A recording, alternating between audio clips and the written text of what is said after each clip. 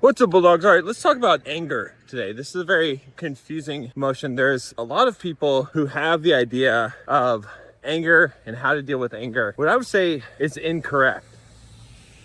So I was just listening to the audio of a book that I highly recommend called Masculine Relationship by G.S. Youngblood. And I encourage all of you guys to read that book. It will be very helpful to you, especially if you're in a relationship with a woman. However, I don't agree with everything that is in every book, even if I recommend them. And there is a part where he talks about anger, and I don't totally disagree with him. But my view on anger is that anger is a feminine emotion, and it is an unnecessary emotion.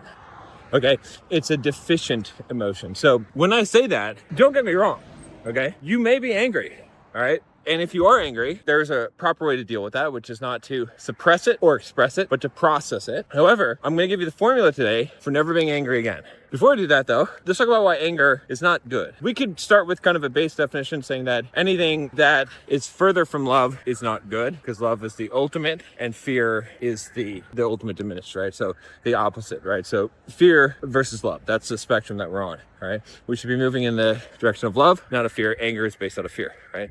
If you look at the force versus power, there's a chart that goes through kind of the different states that you can be in, and you can see where anger lies in that. But anyway, the point is that it is far from love. Now, in addition, in a more practical sense, anger represents a lack of control. It represents instability and unpredictable behavior, okay? Anger is weakness because if I can make you angry, I can control you. I can manipulate you. I can make you do a dance, all right?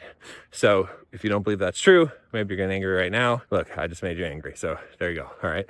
I did that, right? You're not in control of it. So now, if you're able to not get angry, then I have no way of controlling you. In fact, anger is probably the best way to control a person. All right, you can make them do an action, and if you lead them in enough directions, you can make them do whatever you want. So anger is weakness. Another good example of this is, let's suppose that you're in a relationship with a woman. When she sees you get angry, it makes her feel less safe, and she can't trust your direction because it's biased, right? So when you're angry, it's the primitive part of your brain, the fear and anger response there, the lizard brain as they call it, and that bypasses the cognitive part of your brain. And so actions that are made out of anger have less cognitive control over them. So if you allow anger to take over you, it's unpredictable what you'll do. So with that said, I want you to imagine a scenario. Imagine you're in an army and you've got a commander. You're going into battle and you're going to fight for your life. Now that commander, he's charging up the hill. He's like, yes, we're going. And he stops for a minute and he's like, I'm just pissed off, right? And he's just like spewing all this anger about how pissed off he is about shit that's going the wrong way, right? Some situation comes up and he's angry about that. Do you trust this man to lead you in a battle? Do you believe, or let's say that he's just emotional in some way, but anger in particular, do you trust this person? Think about a king. Think about power. Think about perhaps a king sitting on a throne, extremely powerful king, and some peasant comes up and flicks him off.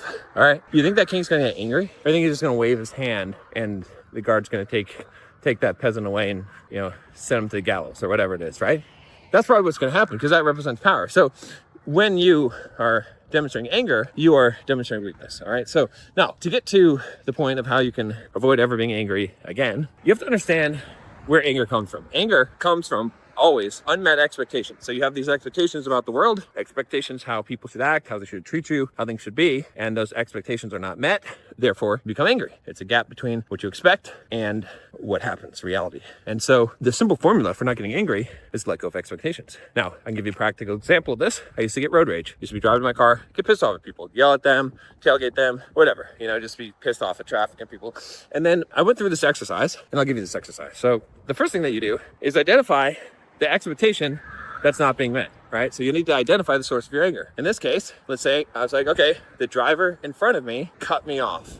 I expect that no one is going to cut me off, that people are going to pay attention to my driving and be courteous to me. Now, is that expectation ridiculous or not? Hint, all expectations are ridiculous because trying to control other people's behavior or believing that other people should just treat you a certain way that you want to, that you're entitled to something is absolutely ridiculous. It's insane. It's the same thing as if you had an expectation on the weather that it should be sunny and it rained and you got mad about that, right? That's pretty ridiculous because you can't control the weather. You can't control whether it's going to rain and you can't expect that it's going to go your way. Okay. So the second thing is identify that and say, okay, that's pretty ridiculous, right? So then once you determine how ridiculous that expectation is, then you let go of it. Then you say, okay, that's, it doesn't seem reasonable for me to hold an expectation that's ridiculous, something that's outside of my control. And once you do that, you can laugh at it. And I laughed at it. I'm like, oh, John, that's funny. You think that this driver should care about you. They have their own problems.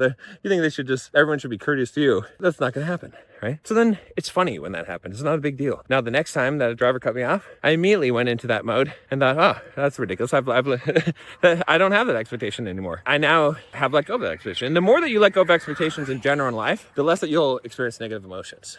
Now, if you want some help with really getting a hold of this, I've got a nice video in the Bulldog Mindset membership called The 3 Levels of Emotional Maturity. And you can check that out. That will help you to learn how to control and regulate your emotions, as well as dealing with anger. Just click the link down below, and we'll see you tomorrow.